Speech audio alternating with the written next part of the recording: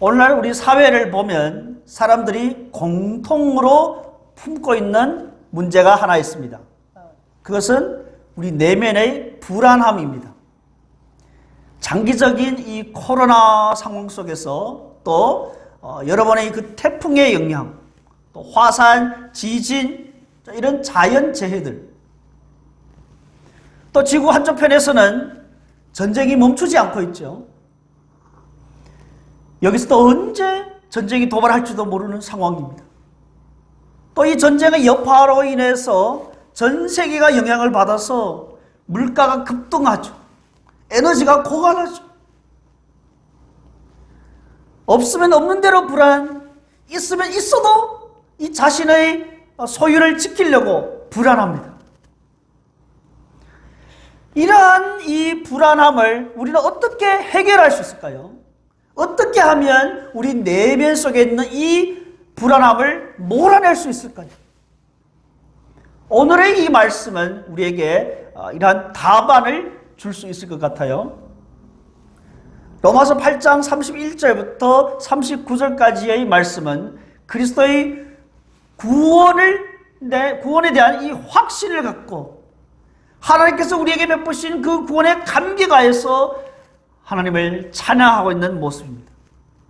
이 세상의 그 무엇도 하나님의 백성들을 하나님의 사랑 속에서 끊을 수 없다고 노래하고 있는 것입니다.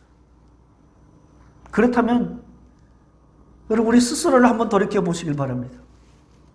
우리도 바울처럼 이 하나님이 베푸신 동일한 구원의 확신을 갖고 감격에 차서 기쁨으로 하나님을 찬양하고 있습니까?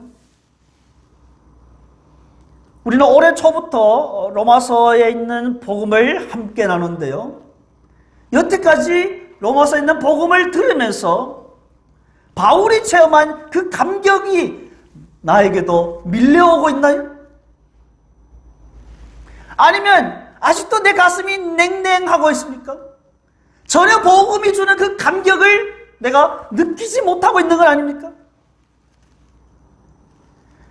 우리에게 구원의 확신이 없다면 그러면 그 이유는 무엇일까요? 오늘의 이 말씀을 통해서 우리 마음속에 구원의 확신을 갖고 복음이 밀려오는 그 구원의 감격을 발휘하면서 하나님을 뜨겁게 사랑하고 찬양하기를 주님의 이름으로 축복합니다. 9월 달에 우리가 8장 그 위에 있는 29절과 30절 말씀에서 이미 나눴습니다마는 하나님의 구원 계획과 실행 과정 그리고 완성에 이르기까지 그 구원의 서정을 우리가 살펴봤는데요. 그것을 우리는 그 누구도 끊을 수 없는 하나님 구원의 황금 쇠사슬이라고 했습니다. 하나님이 미리 아시고 미리 정하시고 또 하나님 부르시고 의롭다 하시고 영화롭게 하신 것입니다. 하나님이 창세전에 우리를 사랑하시고 선택하시고 그리스도 안에서 부르시고 예수 믿는 우리를 의롭다 하시고 마침내 영화롭게 하시는 것. 하나님이 이 구원의 황금 쇠사슬 이 자체가 우리에게 엄청난 구원의 확신을 보장해 주는 것입니다. 그러니 바울은 이에 대해서 뭐라고 합니까? 31절에서 우리가 무슨 말이 더 필요하겠습니까? 이것이면 충분하다 이렇게 말하는 것입니다. 그런데 바울은 그렇게 말해놓고도 그냥 지나가지 않고 이 구원의 확신에 대해서 5가지 질문의 방식을 통해서 우리에게 구원의 확신을 다시 한번 심어주는 것입니다. 그래서 이 5가지 질문에 대해서 우리가 하나하나 살펴보도록 합니다. 먼저는 첫 번째 질문 31절에 있습니다.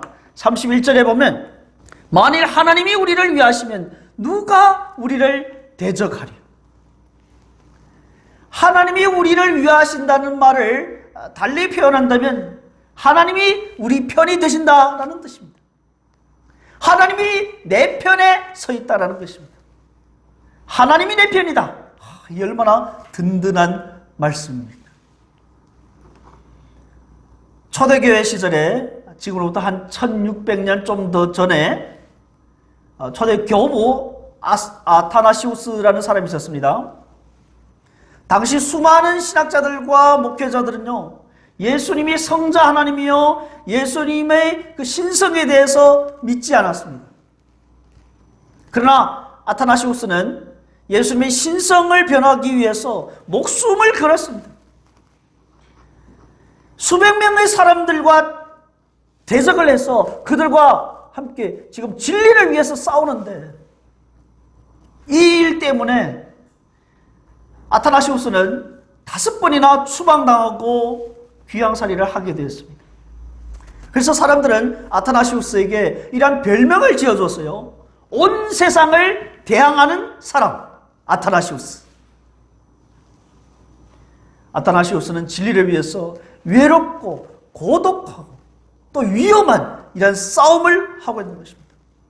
그러나 하나님이 함께 하시기 때문에, 하나님이 아타나시우스의 편이 되어 주셨기 때문에 결국은 이 교회에 있어서 기둥 같은 교리, 삼위일체론을 확립하게 된 것입니다. 그래서 기독교는요, 삼위일체를 믿습니다. 삼위일체 하나님을 부정하게 되면 그건 이단입니다. 역사 가운데 있어서도 수많은 성도들이 천국의 여정 가운데 이러저러한 혼난과 곤고와 어려움에 부딪힐 때마다 하나님이 우리를 위하시면 누가 우리를 대적하리요? 이 말씀에서 위로를 얻은 것입니다. 그렇습니다, 여러분. 우리가 항상 하나님 편에 서 있느냐? 우리가 항상 진리 편에 서 있느냐? 이것이 중요한 것입니다. 우리가 진리 편에 서 있다면 하나님은 우리 편에 서 있다는 것을 확신하게 될 것입니다. 누가 우리를 대적하리요? 우리도 그렇게 고백할 수 있는 것입니다. 두 번째 질문은요, 바울이 던지는 두 번째 질문은 32절에 있습니다. 32절 함께 읽도록 하겠습니다. 자기 아들을 아끼지 아니하시고 우리 모든 사람을 위하여 내주시니가 어찌 그 아들과 함께 모든 것을 우리에게 주시지 아니하겠느냐. 아멘. 이 말씀을 보면요, 구약성경의 창세기 22장 말씀이 생각이 나요. 아브라함이 독자 이삭을 제물로 바치려고 할 때 하나님이 뭐라고 하십니까?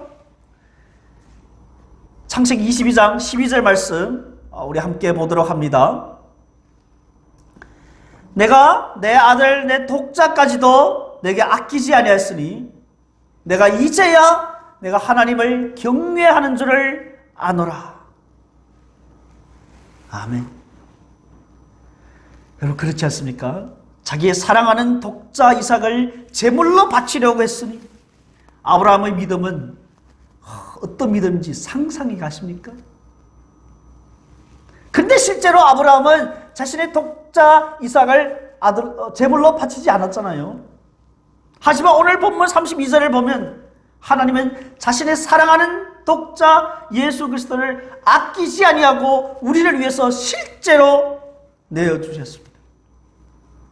하나님은 이런 분이신데 다른 것들이야 뭐 더 말할 필요가 있겠습니까? 이런 말씀입니다.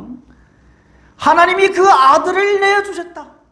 하나님의 사랑이 그만큼 크고 놀랍고 위대한 것이기 때문에 사도 바울은 하나님이 우리를 위해서 더 이상 이제 아낄 것이 없다.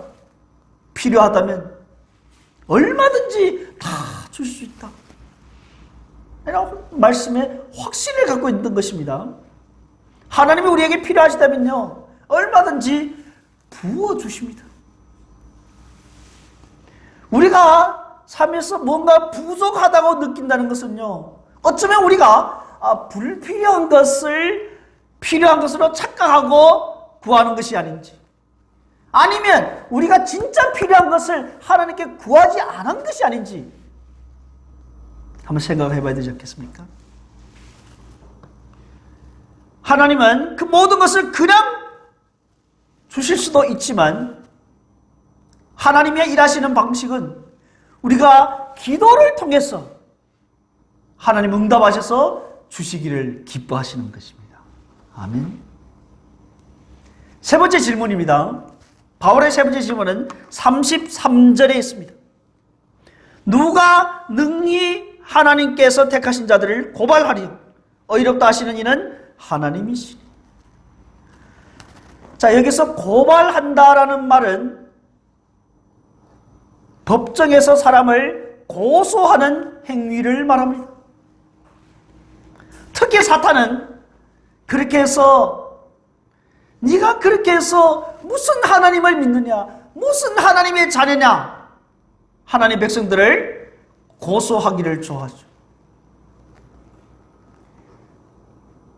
또 듣고 보면 내 자신을 보니까 맞아.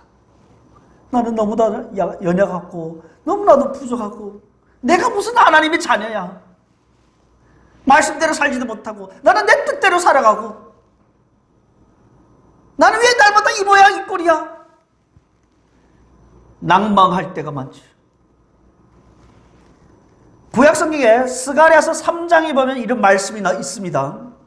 하늘 법정에 하나님이 계시고 그리고 대제사장 여호수아가 있고 여호수아의 오른쪽에 사탄이 있습니다. 대제사장 어떤 사람입니까?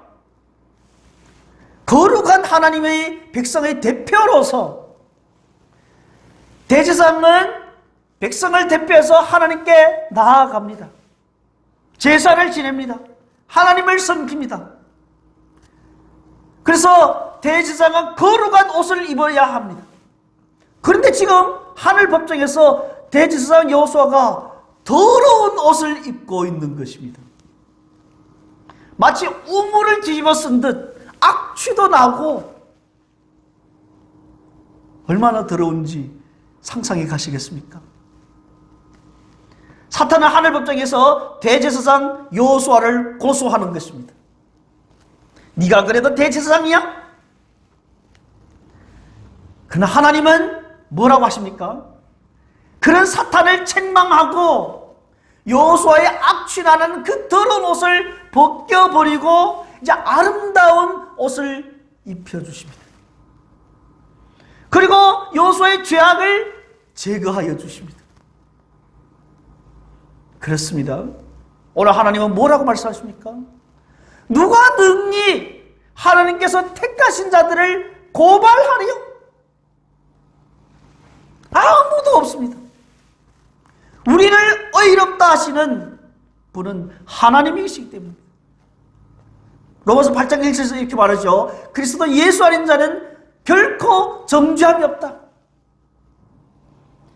왜냐하면 하나님이 우리를 의롭게 하셨기 때문입니다. 오늘도 수많은 사람들이 이렇게 여기요. 그 중에는 믿음이 좋다 하는 분들이 믿음이 좀 안 좋은 사람들 향해서 비난하죠. 저래도 예수 믿는 사람 맞나? 예수 믿어서 구원받는다고 하는데 그거 아닌 것 같아. 본인이 하나님 자리에서 판단하게 됩니다. 그렇지 않습니다. 우리가 과연 그렇게 살지 못할지언정 하나님이 우리를 의롭다 하셨기 때문에 우리의 구원은 그 근거는 우리에게 있는 것이 아니라 하나님에게 있는 것입니다. 마틴 루터는 오직 믿음으로 의롭다함을 받는다는 이 진리를 깨닫고 나서 영적인 자유함을 누리게 되었습니다. 사탄은 그의 침상에서조차도 이 루터를 향해서 고소를 하고 정죄를 하는 것입니다. 루터의 죄를 나열합니다. 루터야, 너는 이러한 죄들을 짓지 않았느냐? 그래도 너가 뭐 하나님 자녀라고, 너가 뭐 개혁가라고 막 비난하는 것입니다. 그러나 루터는 이렇게 고백을 합니다. 마귀야, 네가 말한 그 죄들 맞아. 나 그런 죄를 졌어. 그러나 내가 진 죄는 그보다 훨씬 더 많아. 나는 사실 더 많은 죄를 졌어. 그렇기 때문에 나는 하나님의 은혜가 필요해. 예수 그리스도의 보혈이 나의 모든 죄를 깨끗이 씻어주셨거든. 루터는 거기에서 이제 자유함을 누리게 됐습니다. 여러분, 사탄의 고발과 조롱의 루터는 하나님의 은혜로 예수 그리스도의 보혈로 사탄을 물리친 것입니다. 그만큼 하나님의 은혜에 대한 확신이 있었기 때문입니다. 하나님이 선택하신 자, 하나님이 친히 의롭다고 하신 자를 누가 고발하겠습니까? 우리 찬송가 413장에 보면 이런 가사가 있습니다. 내 지은 죄 주홍빛 같더라도 주 예수께 다 아뢰면 그 십자가 피로써 다 씻사 흰 눈보다도 더 희게 하시라. 바로 그것입니다. 우리는 씻을 수 없는 어마어마한 죄를 지었지만 우리 죄는 주홍빛 같더라도 하나님 우리를 흰눈같이 희게 하는 것입니다.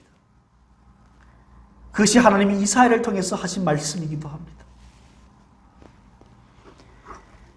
예수 그리스도의 보혈이 우리의 죄를 깨끗게 씻어주셨다. 그리스도 아닌 자는 결코 정죄함이 없다라는 이런 확신을 가지시기를 주님 이름으로 축복합니다. 아멘. 네 번째 질문은요, 34절입니다. 여기 보면 누가 정죄하리요?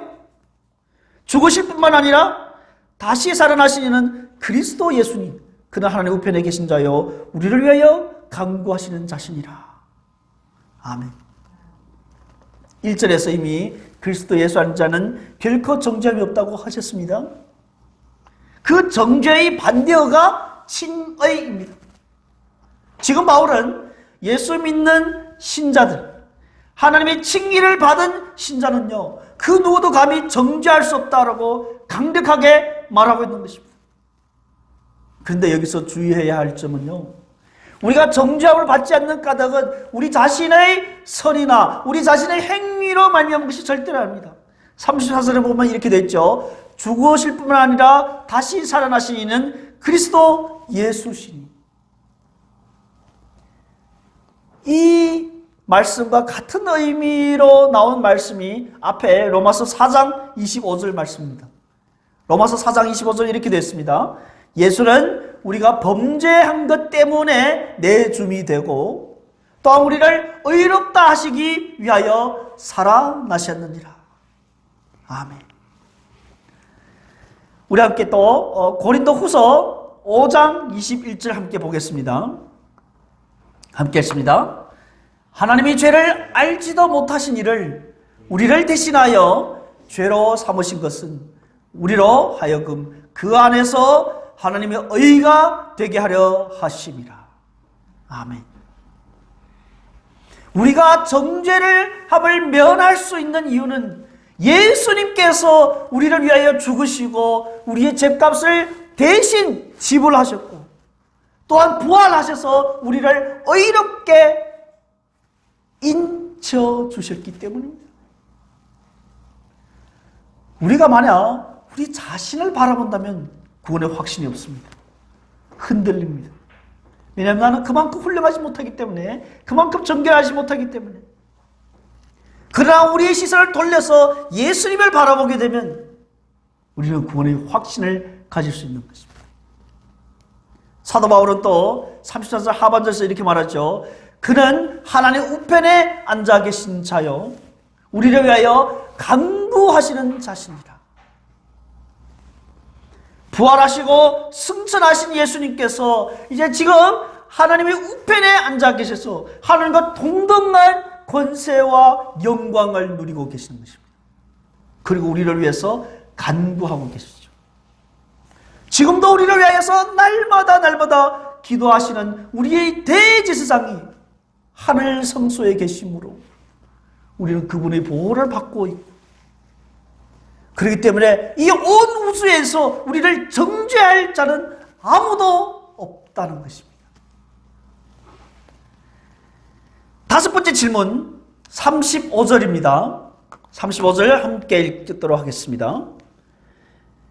누가 우리를 그리스도의 사랑에서 끊으리요? 환난이나 공고나 박해나 기근이나 적신이나 위험이나 칼이라. 아멘. 이 35절 마지막 질문은요, 누가 우리를 그리스도의 사랑에서 끊으리요? 이것은요, 사실 위에 나타나는 모든 질문들을 아우르는 포괄적인 최종 질문이기도 합니다. 이 최종 질문에 대한 답변을 제시하기 위해서 사도 바울은요, 무려 17가지의 이 사랑의 장애물들, 방해꾼들을 소개하고 있습니다. 그것을 대체로는 두 가지로 나눌 수 있는데요. 첫 번째는 35절에서 나오는 7가지의 방해꾼들입니다. 뭐가 있죠? 환난, 공고, 박해, 기근, 적신, 위험, 칼. 이런 것들은 모두 다 이 세상에서 우리를 위협할 수 있는, 어쩌면 가장 무서운 것들이라고 할 수 있죠. 말만 들어도 끔찍하고 우리의 마음을 이 공포에 몰아넣는 무시무시한 것들입니다. 이것은 모두 다 환경적인 요소들을 말하고 있습니다. 초대교회 성도들은 예수 그리스도를 믿는 것 때문에 온갖 환난과 핍박을 당하게 되었죠. 심지어는 죽음을 당하기도 했죠. 히브리서 10장 말씀 함께 볼까요? 우리 함께 읽습니다. 전날에 너희가 빛을 받은 후에 고난의 큰 싸움을 견디어낸 것을 생각하라. 혹은 비방과 환난으로서 사람들에게 구경거리가 되고, 혹은 이런 형편있는 자들과 사귀는 자가 되었으니 너희가 갇힌 자를 동정하고 너희 소유를 빼앗기는 것도 기쁘게 당하는 것은 더 낫고 영구한 소유가 있는 줄을 알미라. 아멘. 초대교회 성도들은 예수 믿는 것 때문에 환난을 당하고 핍박을 당하고 심지어는 자신의 재산까지도 다 몰수당하고, 그래도 그것을 기쁘게 여겼습니다. 지금 이 로마서를 쓰고 있는 사도 바울도요, 예수님을 전하다가 실제적으로 어마어마한 핍박을 당했잖아요. 고린도후서 11장 말씀 우리 함께 보도록 합니다. 그들이 그리스도의 일꾼이냐? 정신없는 말을 하거니와 나는 더욱 그러하도다. 내가 수고를 넘치도록 하고 옥에 갇히기도 하고 더 많이 하고 매도 수없이 맞고 여러 번 죽을 뻔하였으니 유대인들에게 40에서 하나 강한 매를 5번 맞았으며 3번 태장으로 맞고 1번 돌로 맞고 3번 파선하고 일주일을 깊은 바다에서 지냈으며 여러 번 여행하면서 강의 위험과 강도의 위험과 동족의 위험과 이방인의 위험과 신의 위험과 광야의 위험과 바다의 위험과 거짓 형제의 중의 위험을 당하고 또 수고하며 애쓰고 여러 번 자지 못하고 줄이며 목마르고 여러 번 굶고 춥고 헐벗었노라. 아멘. 바울이 예수님을 전하다가 어려움을 당한 것들이었습니다. 오늘 본문 36절에서도 보고요, 우리가 종일 36절 보면 우리가 종일 주를 위하여 죽임을 당하게 되며 도살당할 양같이 여김을 받았나이다. 이 말씀은 구약성경의 시편 44편 22절 말씀을 인용한 말씀입니다. 이것이 예수 믿는 자들이 이 땅 위에서 당하게 되는 여러 가지 어려움들입니다. 이 모든 것들은요, 사탄이 우리를 그리스도의 사랑에서 끊어놓으려고 쏟아붓는 것입니다. 사탄은 하나님의 백성들을 하나님에게서 끊어놓기 위해서 자신이 할 수 있는 그 모든 갖은 수단을 동원하여서 우리를 향하여서 쏟아붓죠. 이것이 사탄의 존재인 것입니다. 그러나 이와 같은 것들이요, 예수 그리스도의 사랑에서 우리를 끊어놓을 수 있을까요? 아니요. 바울은 37절에서 뭐라고 하죠? 37절 봅니다. 그러나 이 모든 일에 우리를 사랑하시는 이로 말미암아 우리가 넉넉히 이기느니라. 넉넉히 이기느니라. 넉넉히 이긴다는 말은 철저하게 승리한다, 완벽하게 승리한다, 여유 있게 승리한다, 이런 뜻입니다. 환난, 시험, 박해, 공고, 그 어떤 적대적인 세력이라도 우리가 대적하여서 능히 이길 수 있되 우리는 완벽하게 승리를 거둘 수 있다는 것입니다. 그리고 우리는 승리의 개가를 부를 수 있는 것입니다. 어떻게 이것이 가능할까요? 이렇게 우리가 넉넉히 이길 수 있는 이유는 우리 자신으로 말미암은 것이 아니라 우리를 사랑하시는 이로 말미암아서, 우리를 사랑하시는 예수님으로 말미암아서. 예수님이 이렇게 말씀하십니다. 세상에서 너희가 환난을 당하나 담대하라. 내가 세상을 이겨노라. 그렇습니다. 우리가 환난이나 공고나 박해를 이기는 것이 아닙니다. 우리는 그만큼 능력이 있지 않습니다. 우리는 그만큼 세지 않습니다. 우리를 사랑하시는 주님이 우리를 도우시기 때문에 우리는 넉넉히 이길 수 있는 것입니다. 아멘. 이제 그리스도의 사랑에서 끊을 수 없다라는 두 번째 그 이유, 방해하는 요소들을 말하고 있는데요. 그래서 10가지가 나옵니다.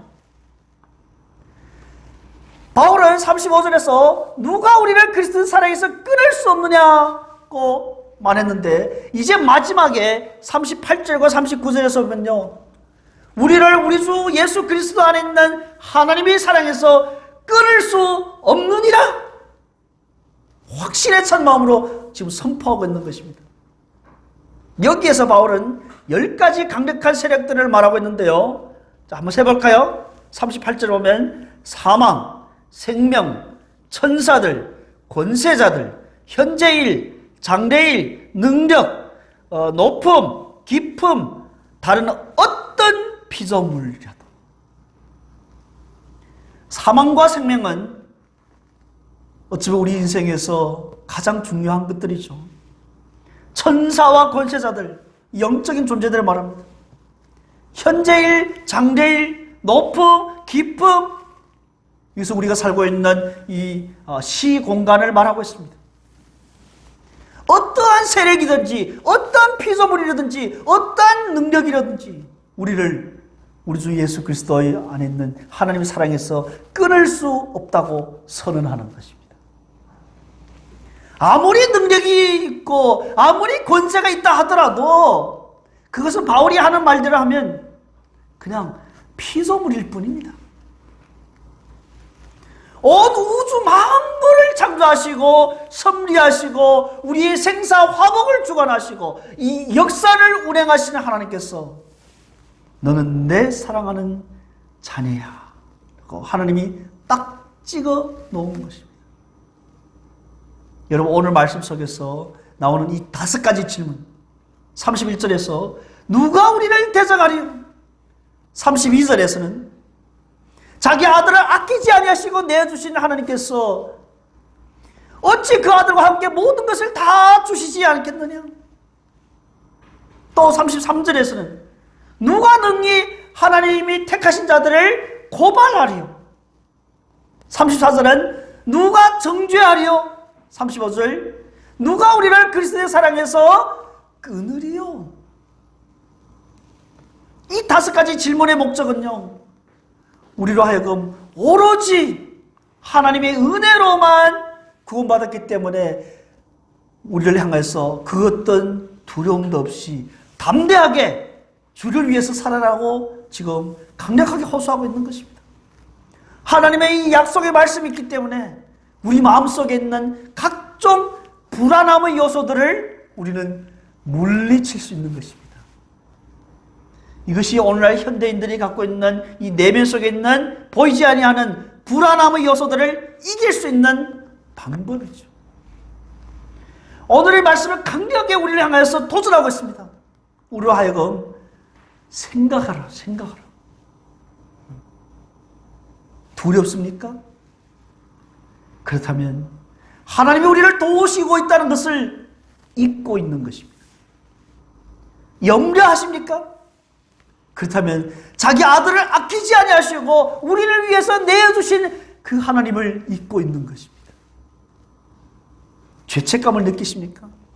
그렇다면 하나님이 택하신 자들을 그 누구도 고발할 수 없다라는 이 사실을 잊고 있는 것입니다. 그저 받은 은혜와 의롭다고 하시는 그 진리를 생각해 보시기 바랍니다. 그것은요, 메마른 교리가 아니고 그 자체로 살아있는 하나님의 말씀입니다. 하나님이 미리 아시고 미리 정하시고 부르시고 의롭다 하시고 마침내 영화롭게 하십니다. 하나님의 이 구원의 황금 쇠사슬 속에 우리가 들어가 있다는 이 사실이 얼마나 감격스럽습니까? 어린아이들이 싸움하는 것을 옆에서 지켜보면요, 굉장히 재밌습니다. 한 아이가 이렇게 말해요.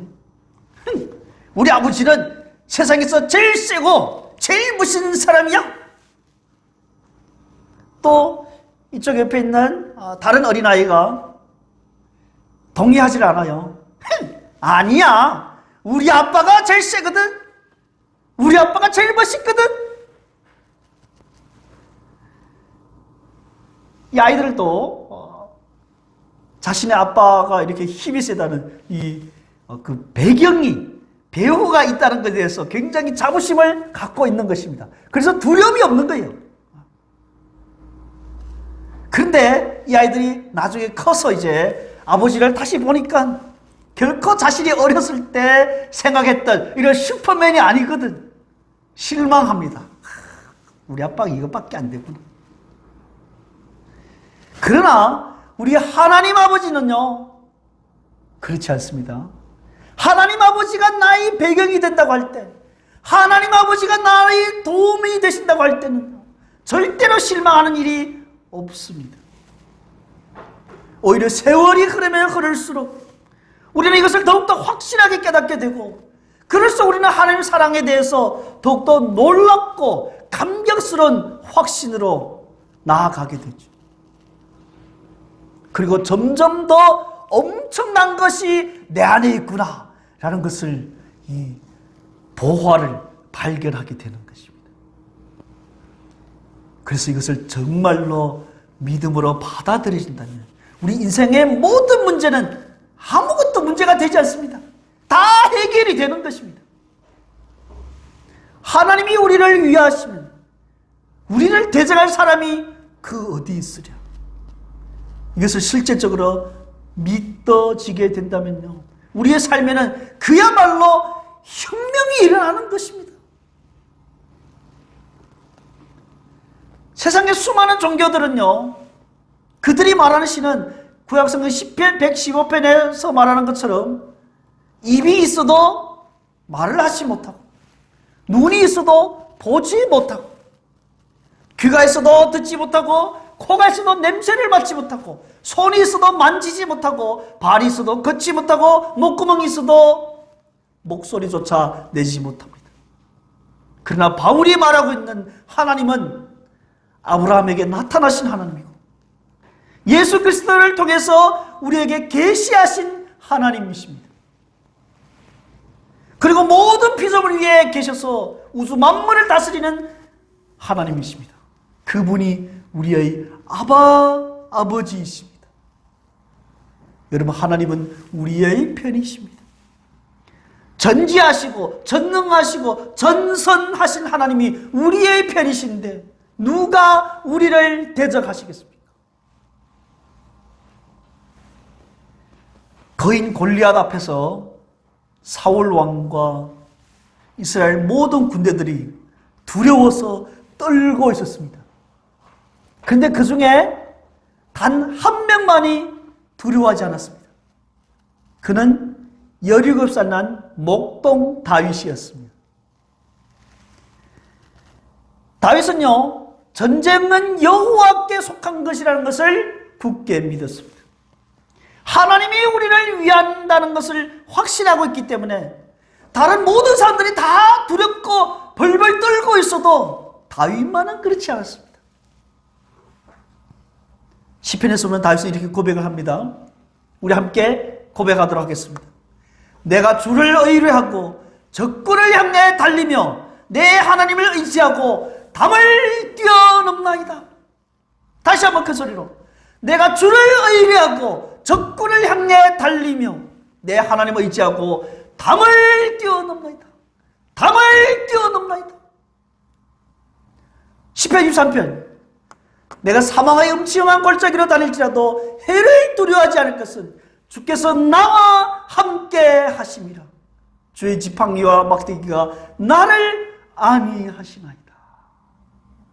시편 27편, 여호와 나의 빛이요 나의 구원이시니 내가 누구를 두려워하려? 여호와는 내 생명의 능력이시니 내가 누구를 무서워하리요? 아멘. 다윗이 이렇게 고백할 수 있는 근거, 또 오늘 바울도 이렇게 확신을 가질 수 있는 근거, 그리고 우리가 이렇게 확신을 가질 수 있는 근거는요 32절에 있습니다. 이 확신은 바로 그리스도 안에 있는 하나님의 사랑입니다. 자기 아들을 아낌없이 내어주신, 십자가에서 내어서 죽으시기까지, 보혈을 흘리시기까지 내어주신 하나님의 그 사랑, 그분이시기 때문에 하나님은 최고의 고통을 당하시면서 자기 아들을 통해서 우리를 구원하시고 우리를 사랑해 주시는 것입니다. 그래서 우리가 사랑을 말할 때 십자가의 사랑의 뿌리를 내려야지 그 사랑이 흔들리지 않습니다. 사람은 고통을 당하게 되면 자신에 대해서 의심을 갖게 됩니다. 내가 왜 이런 고통을 당해야지? 회의가 오게 됩니다. 또 그와 동시에 하나님을 향해서 또 의심하게 됩니다. 나를 사랑하신다면서 하나님이 왜 나에게 이런 고통을 겪게 하는 거야? 나는 이렇게 아파하고 있는데 하나님은 어디 계시는 거야? 하나님을 향해서 삿대질까지 하게 됩니다. 그런데 우리가 분명히 알아야 할 것은요, 예수 그리스도의 사랑은 일방적인 사랑입니다. 하나님이 일방적으로 베푸신 사랑입니다. 왜냐하면 우리가 아직 하나님과 원수 되었을 때, 우리가 아직 죄인 되었을 때, 우리가 아직 하나님 향하여서 삿대질하고 있을 때 하나님은 일방적으로 우리에게 베푸신 그 사랑입니다. 이런 사랑은요, 누구든지 고백할 수도 있고 또한 누구든지 고백해야 마땅한 것입니다. 십자가에서 보여주신 하나님의 그 사랑을 우리가 의심할 것이 아니라 우리는 흔들림이 없이 확신을 가져야 하지 않겠습니까? 고난을 겪고 있다면 참고 기다리는 그 과정 속에서 우리는 하나님의 사랑을 깨닫게 됩니다. 하나님의 사랑을 깨달으면 깨달을수록 우리의 신앙은 성숙해지죠. 특별히 주를 위해 고난을 받는다. 그러면 더더욱 그렇습니다. 그런 사람의 가슴 속에서는요, 주님을 향한 이 사랑이 우리 가슴 속에서 불타오르게 됩니다. 뜨겁게 주님을 사랑하게 되는 것입니다. 바울은 로마서 8장 1절에서 그리스도 예수 안에 있는 자에게는 결코 정죄함이 없다고 선언을 하고, 39절 마지막 부분에서는 그리스도 안에 있는 하나님 사랑에서 그 누구도 끊을 수 없다고 선언을 합니다. 창세전부터 시작해서 구원의 완성에 이르기까지 전혀 변함이 없는 하나님의 사랑을 우리가 확신할 수 있도록 오늘 이 말씀을 가슴에 새기고 살아가시기를 주님 이름으로 축원드립니다. 아멘. 하나님, 나를 향한 그 사랑 도대체 어떤 사랑일까요? 자기의 아들을 아끼지 아니하시고 십자가에 내어 주기까지 우리를 사랑하는 하나님의 그 사랑, 그 무엇과도 비교할 수가 없습니다. 그 어떤 세력도 피조물도 우리를 그리스도 예수 안에 있는 하나님 사랑에서 끊을 수가 없습니다. 성령 하나님께서 우리를 충만케 하여서 그 사랑을 더욱더 깨닫게 하여 주시옵소서. 우리가 점점 더 그 사랑을 깨달아서 하나님을 뜨겁게 사랑하는 저희들 되게 하여 주시옵소서. 우리 함께 주여 외치고 기도하도록 하겠습니다. 주여! 살아계신 하나님 아버지 감사합니다. 우리가 무엇이길래 하나님 우리를 이렇게 사랑하십니까? 우리가 무엇이길래 하나님께서 창세전부터 우리를 택하시고 사랑하셔서 우리를 부르시고 그리스도 예수 안에서 우리를 의롭다 하시고 우리를 영화롭게 하십니까? 우리가 무엇이길래 자기의 아들을 십자가에 내주기까지, 십자가에서 피를 흘리기까지 우리를 사랑하십니까?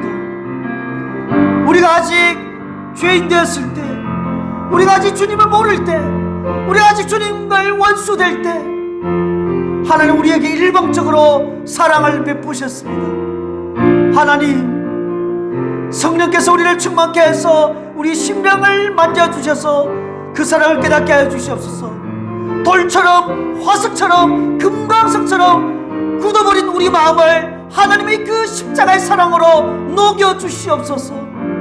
그리하여서 우리 심령 속에서도 하나님의 향한 사랑이 불타오르게 하여 주시옵소서. 그 사랑으로 말미암아서 우리 내면 속에 있는 그 불안한 요소들을 물리치게 하여 주시옵소서. 우리 하여금 흔들림 없이 하나님을 바라보며 하나님을 경배하고 하나님을 향하여 따라갈 수 있는 저희들이 되게 하여 주시옵소서. 할렐루야, 할렐루야. 감사합니다. 예수 그리스도 이름으로 기도드렸습니다. 아멘.